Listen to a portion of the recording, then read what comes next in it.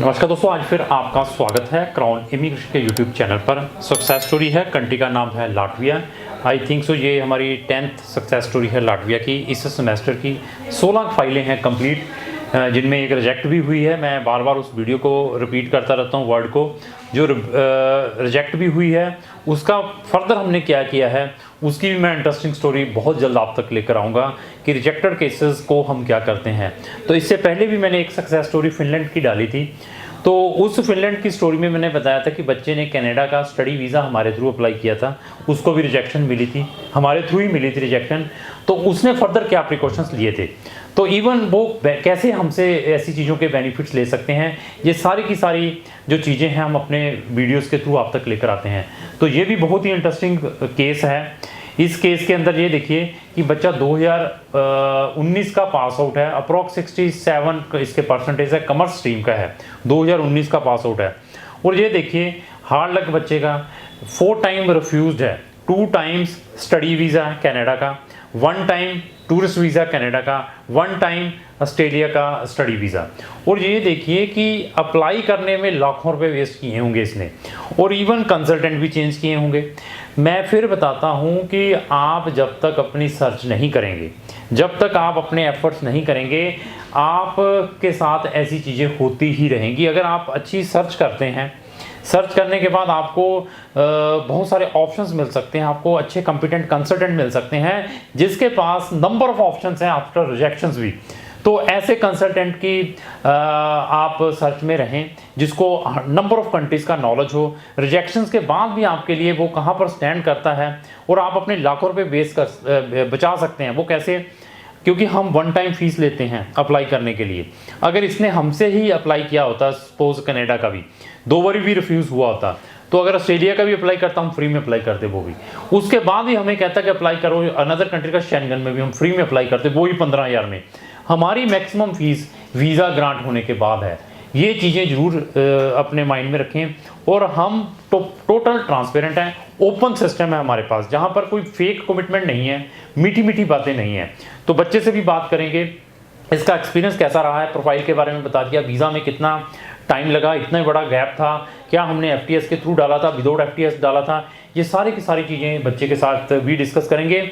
अगर आपकी destination Latvia में फेब इनटेक की है तो मैं हर एक स्टूडेंट पेरेंट्स को ये बताऊंगा कि हमारी लाटविया की नंबर ऑफ वीडियोस हैं, हमारी 2 प्लेलिस्टें हैं, study in Latvia, success story of Latvia. दोनों के लिंक मैंने डिस्क्रिप्शन बॉक्स में लगाए हैं, वहां जाकर free of cost videos watch करें।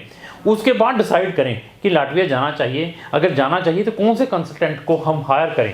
नॉलेज, आज की डेट में नॉलेज जो है वो बिकता है, उसको ही हम समझते हैं, उस पर्सन को ही हम कॉम्पिटेंट समझते हैं जिसने अपना नॉलेज इन कैश किया हो, जिसने ऐसी वीडियोस वॉच की हो, उसके बाद डिसीजन लिया हो कि अपना जो केस है कौन के थ्रू अप्लाई किया जाए। तो सबसे पहले सर मैं आपका भी स्वागत करता हूं इस वीडियो के अंदर। मेरी तरफ से आपको नमन है, नमस्कार है। तो सक्सेसफुली आपका वीज़ा तो आ चुका है लाटविया का। तो मैं ये पूछना चाहूँगा कि एज क्या है आपकी? सर मेरी एज है 23 एज हो चुकी है। आपकी हाईएस्ट एजुकेशंस क्या हैं? मैंने सर +2 कॉमर्स में करी थी 2019 में। 2019, आज 5 साल गैप हो गया। Yes sir. कौन सी स्ट्रीम से कॉमर्स में? परसेंटेज कितने थे? मेरी थी 68%। 68% थी। आइल्स में band 6 band. That is the plus point. अभी देखिए 5 साल का गैप है, उस गैप को कवर कैसे करना है आइल्स के साथ हमने कवर किया। ये सारे प्रिकॉशंस लेते हैं।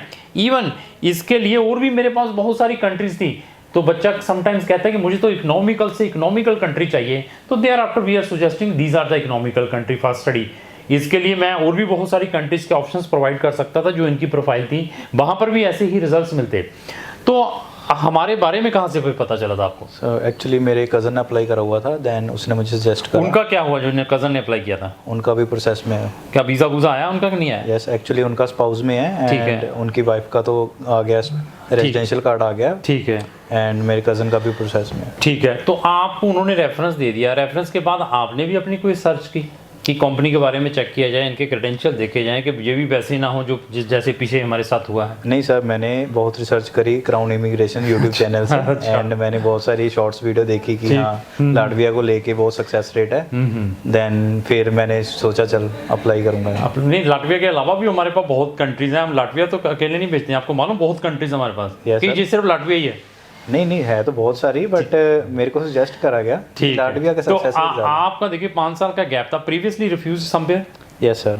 कितनी कंट्री से? मैंने एक्चुअली कनाडा का अप्लाई करा था 2020 में, ठीक है। ठीक है। देन कोविड टाइम मेरा, मैंने ऑनलाइन क्लासेस भी ली ओहो, सेंट बड़ा क्लेयर, नुकसान हुआ होगा। सेंट क्लेयर टोरंटो कैंपस, ठीक है। सेंट क्लेयर, मैं अभी इसके बारे में नहीं बताऊंगा, सेंट क्लेयर जहाँ आता है तो मैं चुप ही रहता हूँ, चुप ही ठीक है मेरे लिए। अच्छा, फिर दो सेमेस्टर्स ऑनलाइन मेरे कंप्लीट Oh my होने God. के बाद मेरी आई रिफ्यूज़ल। ओहो, ये कहानी मुझे मालूम नहीं थी, मैं भी शेयर करता आपके साथ। एनी हो, जो रिफ्यूज़ल आई, टोटल रिफ्यूज़ल कितनी है आपकी?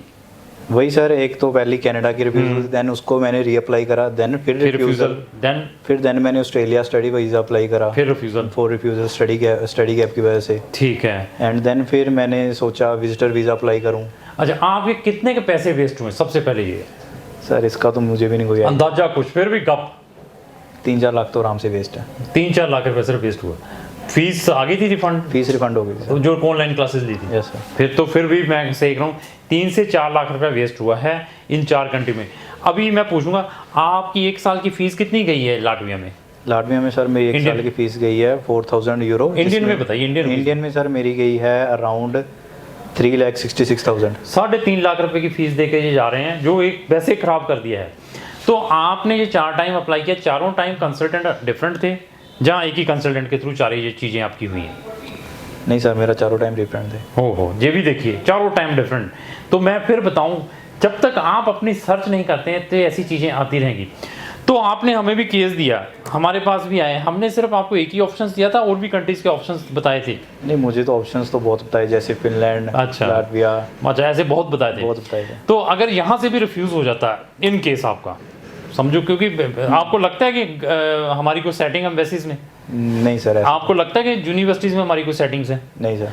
तो अगर यहाँ से भी रिफ्यूज़ हो जाता तो देन व्हाट हैपन, तब क्या सिचुएशन होती है आपकी? वही सर, ऑलरेडी मेरी 4 रिफ्यूज़ल्स है। देन यूरोप में भी अगर रिफ्यूज़ल होती फिर तो मैं कभी भी ना सोचता कि स्टडी वीज़ा कहीं अप्लाई करने फॉरेन में। मतलब चुप करके साइलेंट बैठ जाते, बस मतलब कभी और कुछ एफर्ट्स नहीं करते? नहीं सर, फिर तो यही मेरे पास रह गया था इंडिया में ही अपना करियर। नहीं, फिर उसमें सबसे बड़ा ब्लेम किसको होता? सर एक्चुअली ब्लेम तो नहीं है, ये तो मेरे लक पे डिपेंड है।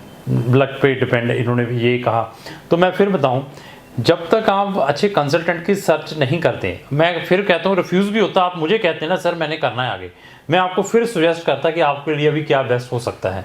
मेरी कोशिश ये रहेगी कि आपको देखो फाइनेंशियली कोई इतना नुकसान नहीं हुआ है, ये चीज़ें हैं इसको हम इस तरीके से कंपनसेट कर सकते हैं, इसको हम ये चीज़ कर सकते हैं। अगर आप वो करते हैं, आपको मैं फिर बताऊं बहुत ऑप्शंस हैं, 100 कंट्रीज़ कम नहीं होती। लेकिन मैं सबसे पहले ये देखता हूं कि कहां पर इकोनॉमिकल है, जहां पर इसको वीज़ा सक्सेस भी मिले, जहां पर जो जिसकी डेस्परेशन है वो ख़त्म हो। डेस्परेशन में अपना टाइम वेस्ट नहीं करना है, अपने पैसे वेस्ट नहीं करने, सर्च जरूर करनी है। तो ओवरऑल एक्सपीरियंस कैसा रहा टीम के साथ? सर बहुत सही एक्सपीरियंस रहा, सब कुछ इतना फास्टली हो गया। ट्रांसपेरेंसी में बताइए, ट्रांसपेरेंसी में कैसे हैं? Sir all good sir. मतलब ये तो नहीं है कि हम आपसे कोई चीज़ हाइड करते हैं, कोई ओरिजिनल डॉक्यूमेंट भी लेते हैं, पासपोर्ट भी हम कहते हैं हमारे एड्रेस पर आना चाहिए, और ऐसा कुछ क्या है? ऐसा कुछ नहीं सर, पासपोर्ट भी मेरे खुद के एड्रेस पे आया है। तो डॉक्यूमेंट्स जो ओरिजिनल डॉक्यूमेंटों के ऊपर डिस्कस करते हैं, क्या वो हम लेते हैं? नहीं सर, वो भी नहीं लेते हैं। ये देखिए, और पेमेंट के ऊपर आते हैं, पेमेंट की क्या टर्म्स रहती हैं हमारी, जब हम आपने हमसे केस करवाया तो? पेमेंट सर मैंने 1 बाय 1 खुद से अपनी तरफ से ही पे कर जो हमारी सर्विसेज के ऊपर आते हैं, जो हमारी सर्विसेज हैं, आपने एडवांस में हमें कितने पैसे दिए थे? सर मैंने सिर्फ 15,000 दिया। तो बाकी फीस कब देनी थी आपने? बाकी फीस सर आफ्टर वीज़ा। देखिए, मैं फिर बताऊं, ये चीज़ें भी जरूर चेक करें कि लाखों रुपए मत दे दें। लोग लाखों रुपए जस्ट अप्लाई करने के नाम पर ले लेते हैं। कोई इटली के नाम पर, इटली का झांसा देकर, कोई आईमेट के नाम पर 2 लाख 4 लाख निकाल रहा है, उनसे बचें। कोई पहले कहता है कि लाख रुपए मुझे दे दे जी, ये मेरे सर्विस चार्जेस हैं, उसके बाद देखा जाएगा। Just applying the visa, do not give like lakhs of rupees to any consultant. Aware होएं, जब तक आपको अवेयरनेस नहीं रहेगी। मैं बहुत सारी वीडियोस में ऑलवेज शेयर करता हूं कि किस टर्म से हम पेमेंट लेते हैं। बाकी वीडियोस देखिए, उनमें आपको सिर्फ मीठी मीठी बातें, वीज़े ही दिखाई जाएंगे, अनदर चीज़ों पर साइलेंट रहते हैं। तो मेरी सबसे यही रिक्वेस्ट है कि सर्च जरूर करें before applying the study visa of any country. तो बाकी मैं भगवान से प्रेयर करूँगा कि आप जल्द से जल्द जाकर वहाँ सक्सेस हों। लेकिन लाइफ बड़ी टफ है, ईजी है टफ है तो सर टफ। मतलब आपको क्या लगता है यहाँ पे कितने पैसे कमा लेते हैं? सर यहाँ पे तो मेरा नॉर्मल 25,000। तो देखो वहाँ पे 25,000 रुपये भी नहीं कमा पाएंगे जाते, 6 महीने लगेंगे। पीछे सपोर्ट करेंगे घर वाले? Yes sir. चलो फिर ठीक है। तो बाकी कल उन्होंने जाना हो तो उनको भी ज़रूर हम कोशिश करेंगे घुमाने के लिए कि टूरिस्ट वीज़ा लगाकर वहाँ भेजें। अगर आप वहाँ पर 6 महीने पढ़ लेते हैं, ये नहीं कि जाते पढ़े ना, उनको कोई वीज़ा अप्लाई करो, मेरे पेरेंट्स का ऐसे नहीं हो पाएगा। अगर होगा तो मैं वो उसमें ज़रूर हेल्प करूँगा। तो बाकी अगर आपने भी लाटविया में या किसी कंट्री में अप्लाई करना है तो हमें संपर्क कर सकते हैं। तो लास्ट में मेरी यही रिक्वेस्ट है, अगर आपको जो मेरी वीडियो चलेगी उसको लाइक एंड शेयर करना ना भूलें। Thank you.